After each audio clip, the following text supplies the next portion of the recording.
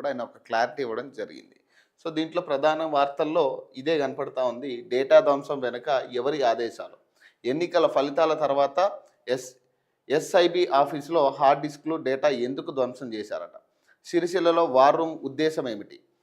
కాంగ్రెస్ నేతల ఆర్థిక లావాదేవీల సమాచారం మీ దగ్గరకు ఎలా వచ్చింది? ప్రభాకర్ రావు టీంతో వాట్సాప్ సిగ్నల్ యాప్ల ద్వారా మాట్లాడడానికి గల కారణాలు ఏమిటి? కేటీఆర్పై సిట్ ప్రశ్నల వర్షం. రాధాకృష్ణరావుతో కలిపి విచారణట. 7 గంటలకు పైగా విచారించిన సిట్. ఈ రాధాకృష్ణరావు అనేటోడు ఎవరో ఏమో తెలియదు నాకు. అసలు కనీసం ఎవరిని కలిపి నాతో విచారించలేదు, ఎవరు రాలేదంటూ కూడా ఆయన నిన్న క్లారిటీ ఇవ్వడం జరిగింది. కానీ ఈరోజు వార్తల్లో ప్రధానంగా రాధాకృష్ణన్తో కలిపి విచారించారని వార్తలు రావడం జరిగింది. మరి ఇందులో ఎంత మరి ఆయన చెప్పేది నిజమా, లేకపోతే ఇప్పుడు వార్తాపత్రికల్లో జరుగుతున్న అంటే రాధాకృష్ణతో కలిపి విచారించిర్రు అనేది నిన్నటి నుంచి కూడా ప్రధాన ఛానల్స్ అన్నీ కూడా మాట్లాడుతూ ఉన్నాయి. మరి ఈ నేపథ్యంలో నిన్న ఆయన ప్రెస్ మీట్ పెట్టి ఒక క్లారిటీ ఇవ్వడం జరిగింది. నాతో ఎవరిని కూర్చోబెట్టలే, ఏ రాధాకృష్ణ లేరు, ఎవరు లేరు, అసలు రాధాకృష్ణ అటువంటి నాకెట్లా తెలుస్తుంది, నాతో కూర్చోబెట్టి ఎందుకు విచారణ చేస్తారు అని ఆయన ఏదో మాట్లాడడం జరిగింది. 7 గంటలకు పైగా విచారించిన సిట్ అట. ఫోన్ ట్యాపింగ్ కేసులో సిట్ ఎదుట విచారణకు హాజరైన బీఆర్ఎస్ వర్కింగ్ ప్రెసిడెంట్ కేటీఆర్పై అధికారులు ప్రశ్నల వర్షం కురిపించారట. అసెంబ్లీ ఎన్నికల ఫలితాల తర్వాత ఎస్ఐబి ఆఫీసులో హార్డ్ డిస్క్లు డేటా ఎందుకు ధ్వంసం చేశారు, ఎవరి ఆదేశాల మేరకు అలా చేశారనే విషయాలపై ఆరా తీసినట్టు తెలిసింది. సిట్ అధికారులు జారీ చేసిన 160 సిఆర్పిసి నోటీసుల మేరకు ఉదయం 10:50 జూబ్లీహిల్స్ పోలీస్ స్టేషన్కు కేటీఆర్ చేరుకున్నారు. సాయంత్రం 6 గంటల వరకు విచారణ కొనసాగింది. సుమారు 7 గంటలకు పైగా ఆయన్ను సిట్ బృందం ప్రశ్నించింది. విచారణకు కేటీఆర్ ఒక్కడినే అనుమతి ఇచ్చారు. ఆయన వెంట వెళ్లేందుకు లీగల్ టీమ్ ప్రయత్నించిన వారిని పోలీసులు అడ్డుకున్నారట. ఈ కేసుకు సంబంధించి A4 నిందితుడిగా ఉన్న టాస్క్ ఫోర్స్ మాజీ డీసీపీ రాధాకిషన్రావు సైతం కలిపి సిట్ అధికారులు ప్రశ్నించినట్టు తెలుస్తున్నది. సజ్జనార్ నేతృత్వంలోని 6 సభ్యులతో కూడిన బృందం కేటీఆర్ను విచారించింది. జాయింట్ సిపి విజయ్ కుమార్,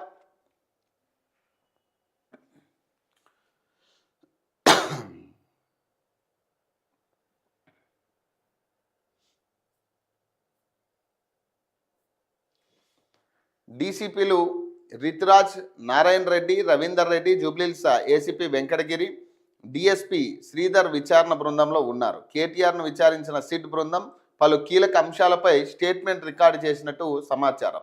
కేటీఆర్ ఇచ్చిన స్టేట్మెంట్ ఇతర సాక్ష్యాధారాలతో కలిపి విశ్లేషిస్తున్నట్లు హైదరాబాద్ సిపి సజ్జనార్ వెల్లడించారు. త్వరలో మరో కీలక నేతను సైతం విచారించేందుకు సిట్ అధికారులు నోటీసులు ఇవ్వనున్నట్టు సమాచారం అట. హరీష్ రావును అడ్డుకున్న పోలీసులట. కేటీఆర్ విచారణ నేపథ్యంలో జూబ్లీహిల్స్ పరిసర ప్రాంతాల్లో భారీ భద్రత ఏర్పాటు చేశారు. పోలీస్ చెక్ పోస్ట్ నుంచి పెద్దమ్మ తల్లి ఆలయం వరకు భారీగా పోలీస్ బలగాలు మోహరించినట. ఎలాంటి అవాంఛనీయ సంఘటనలు జరగకుండా చర్యలు తీసుకున్నారట. విచారణ కోసం కేటీఆర్తో పాటు వచ్చిన ఎమ్మెల్యేలు హరీష్ రావు, కేపీ వివేకానందను పోలీసులు అడ్డుకున్నారు. దీంతో అక్కడ కొంత ఉద్రిక్తత చోటు చేసుకుంది. అప్పటికి పోలీసులు అనుమతించకపోవడంతో హరీష్ రావు వెనుదిరిగారు. ప్రభుత్వ తీరుకు వ్యతిరేకంగా బీఆర్ఎస్ శ్రేణులు నిరసన చేపట్టారట. సిట్ చర్యలను రాజకీయ కక్ష సాధింపుగా అభివర్ణించారు. బీఆర్ఎస్ అనుబంధ ఓయూ జేఏసీ విద్యార్థులు జూబ్లీహిల్స్ పోలీస్ స్టేషన్కు వచ్చే క్రమంలో టాస్క్ ఫోర్స్ పోలీసులు వారిని అరెస్ట్ చేశారట. ఆందోళన చేస్తున్న బీఆర్ఎస్ శ్రేణులను సైతం అదుపులోకి తీసుకున్నారు. 2 ట్రాఫిక్ డీసీపీలు, 5 ఏసీపీలు, 10ల సంఖ్యలో సిఐలు, ఎస్ఐలు, 100ల సంఖ్యలో constable, task force quick reaction team, AR పోలీసులతో కట్టుదిట్టమైన భద్రతను ఏర్పాటు చేశారు. బీఆర్ఎస్ శ్రేణులు ఆందోళనతో ట్రాఫిక్ ఇబ్బందులు ఏర్పడ్డాయట. కేటీఆర్ని ఈ అంశాలపై ప్రశ్నించిన సిట్ అట. SIB chief Prabhakar Rao posting మీ నిర్ణయమేనా? సిరిసిల్లలో ఏర్పాటు చేసిన వార్ రూమ్ ఉద్దేశం ఏమిటి? అక్కడ ఏమేం కార్యకలాపాలు జరిపారు? రియల్ ఎస్టేట్, ఫార్మా వ్యాపారుల ఫోన్ ట్యాపింగ్ జరిగాయనే ఆరోపణలపై స్పష్టత ఇవ్వండి. మీ కుటుంబ సభ్యుల ఫోన్లు ట్యాప్ అయ్యాయా? ఎన్నికల ఫలితాల తర్వాత ఎస్ఐబి ఆఫీసులోని హార్డ్ డిస్క్లు డేటా ధ్వంసం ఎందుకు చేశారు? కాంగ్రెస్ నేతల ఆర్థిక లావాదేవీల సమాచారం మీ దగ్గరకు ఎలా వచ్చింది? ప్రణీత్ రావు, ప్రభాకర్ రావు, రాధాకృష్ణరావులతో ఎన్నికల సమయంలో వాట్సాప్, సిగ్నల్ యాప్ల ద్వారా పలుమార్లు మాట్లాడిన కారణాలేమిటి?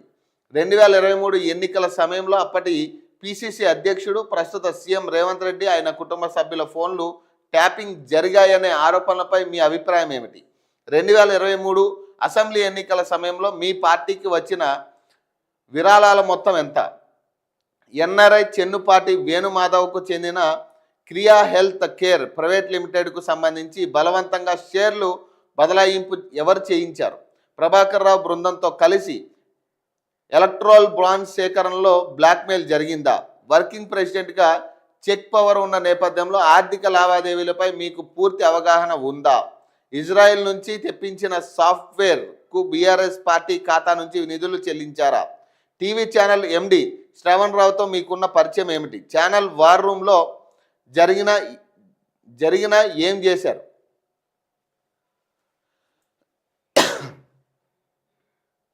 ఎవరి ఆదేశాలతో సినీ ప్రముఖుల ఫోన్లు ట్యాపింగ్ చేసిరట? సో ఇవన్నీ కూడా కేటీఆర్ని అడిగిన ప్రశ్నలు. సో సాక్షులను ప్రభావితం చేయొద్దని చెప్పాం. పంజాగుట్ట పోలీస్ స్టేషన్లో నమోదైన క్రైమ్ నంబర్ 243/2024 కేసు దర్యాప్తులో భాగంగా సిట్ జారీ చేసిన నోటీసు మేరకు కేటీఆర్ జూబ్లీహిల్స్ పోలీస్ స్టేషన్లో విచారణాధికారి ముందు హాజరయ్యారు. రాజకీయ నాయకులు, వ్యాపారవేత్తలు, జర్నలిస్టులు, న్యాయస్థానానికి చెందిన ప్రముఖుల ఫోన్లను చట్టవిరుద్ధంగా ట్యాపింగ్, సర్వేలెన్స్ చేశారనే ఆరోపణలపై క్రైమ్ నంబర్ 243/2024 ఈ విచారణ జరుగుతుందని, ఈ కేసులో ఉన్న వివిధ అంశాలపై సిట్ అధికారులు ఆయన్ను సుదీర్ఘంగా విచారించి వివరాలను సేకరించారు. కేటీఆర్ స్టేట్మెంట్ను సేకరించిన ఇతర సాక్ష్యాధారాలతో కలిపి విశ్లేషిస్తున్నాం. సాక్షులను సంప్రదించవద్దని, ప్రభావితం చేయవద్దని ఆయనకు స్పష్టమైన ఆదేశాలు జారీ చేశాం. అవసరమైతే మరోసారి విచారణకు పిలుస్తాం. దర్యాప్తు పూర్తిగా చట్టబద్ధంగా, నిష్పక్షపాతంగా జరుగుతుందని సజ్జనార్ నిన్న ఒక లెటర్ రిలీజ్ చేసిన పరిస్థితి. సో ఈ ఫోన్ ట్యాపింగ్ అంశం మీద మనం మాట్లాడితే, ఈ సిట్ నోటీసులు ఇప్పటికే చాలా మార్లు, ఇప్పటిది కాదు, ఈ సిట్ నోటీసులు అనేక వాటి మీద సిట్ నోటీసులు ఇచ్చారు. వీళ్ళకి కాళేశ్వరం ప్రాజెక్టు మీద సిట్ నోటీసులు ఇచ్చారు. ఏమైనా జరిగిందా? ఏం జరగలేదు. ఎవరినైనా అరెస్ట్ చేసిర్రా? లేదు. ఇప్పుడు ఈ కార్ రేస్కి సంబంధించి సిట్ నోటీసులు ఇచ్చారు. ఏమైనా జరిగిందా అంటే ఏం జరగలేదు. ఇట్లాంటి సిట్ నోటీసులు ఇస్తానే ఉన్నారు. ఈ నాకు తెలిసి 2 ఏళ్లలో నాకు తెలిసి ఇదే విచారణతో కాలయాపనలు తప్పితే ఒక్కళ్ళని కూడా లోపలేసే పరిస్థితి ఉండదు. రాజకీయంగా నేను చెప్పేది. ఇక్కడ ఎవరు బలి అవుతున్నారంటే అధికారులే పూర్తిగా ఇక్కడ బలి అవుతూ ఉన్నారు. క్లియర్ కట్గా బలి అయ్యేది ఎవరంటే అప్పటి అధికారులు ఎవరైతే ఉన్నారో వాళ్ళు మాత్రమే ఇప్పుడు బలి అవుతూ ఉన్నారు. తప్పితే రాజకీయంగా ఎవరిని అరెస్ట్ చేసే పరిస్థితి ఉండదు. ఇట్లా వాళ్ళని సిట్ ముందు విచారణ అని అదని ఇంకొక 3 ఏళ్ళు ఇదే గడుపుతారు. తప్పితే ఒక్క కేసులో కూడా ఇప్పటికొచ్చి నాకు తెలిసి సిట్ ఛార్జ్షీట్ ఇచ్చిన ఒక్క కేసులో కూడా, విచారించిన ఒక్క కేసులో కూడా అప్పటికీ పురోగతి కనపడలే. ఈ కార్ రేస్ అంశంలో అదిగో పైసలు జరిగాయి, ఇదిగో క్లియర్ స్టేట్మెంట్ ఉంది, ఇదిగో రేపు కేటీఆర్ని అరెస్ట్ చేస్తున్నారని చాలా ఇట్లాంటి వార్తలు చాలా వచ్చాయి. కానీ ఇప్పటికీ దాని మీద ఒక్క అప్డేట్ కూడా లేదు. ఏమైందంటే అందరూ మర్చిపోయారు దాన్ని. ఈ కాళేశ్వరం ప్రాజెక్టు మీద కూడా అంతే. ఇదిగో కేసీఆర్ అరెస్ట్ అయ్యింది, ఇదిగో వచ్చేసింది, ఇక కేసీఆర్ విచారణకు పిలిచేసారు, అయిపోయింది, ఇక కేసీఆర్కి నోటీసులు ఇచ్చారు, ఇదిగో అరెస్ట్ చేసిరు అన్నారు. ఇక కాళేశ్వరం ప్రాజెక్టు మీద కనీసం సిట్ ఏం పురోగతి సాధించిందో కూడా తెలియదు. ఇట్లా అనేక స్కామ్లు ఉన్నాయి. ఇప్పుడు గొర్రెల స్కామ్కి సంబంధించి ఏమైనా పురోగతి ఉందా? సిట్ నోటీసులు ఇచ్చింది, విచారణ జరిపించింది, ఏదో ఇదిగో అరెస్ట్ చేసిర్రు, తలసాని శ్రీనివాస్ని అరెస్ట్ చేస్తూ ఉన్నారు, లేదా ఇంకొకరిని ఏమైనా అరెస్ట్ చేస్తూ ఉన్నారని చాలా పుకార్లు వచ్చినాయి. ఏమైనా అప్డేట్ అయిందా? ఏమన్నా కనీసం ఎవరికైనా శిక్ష పడింది? అందులో ఈ పేపర్ లీకేజీకి సంబంధించిన అంశాలు ఉన్నాయి. మరి దాని మీద కూడా సిట్ నోటీసులు ఇవ్వాలి. మరి ఏం జరిగింది? ఎవరినైనా అరెస్ట్ చేసిరా దానికి సంబంధించి? ఇంతే. ఈ సిట్ నోటీసులు ఇవ్వడం, ఈ విచారణలు అనేది సర్వసాధారణం అయిపోయింది. ఇప్పుడు సర్వసాధారణం అయిపోయింది. అంతే తప్పితే ఎవరిని అరెస్ట్ చేసే పరిస్థితి కనపడట్లేదు రాజకీయంగా. ఇదంతా ఒకటే అన్న కాన్సెప్ట్లో ఉన్నారు. ఈ అన్ని పార్టీలు ఒకటే. ఇక వీళ్ళు దొందుకు దొందే కాబట్టి ఎవరు ఎవరిని అరెస్ట్ చేయించుకోరు. ప్రశాంతంగా వాళ్ళు ఇంటర్నల్గా బాగానే ఉంటారు.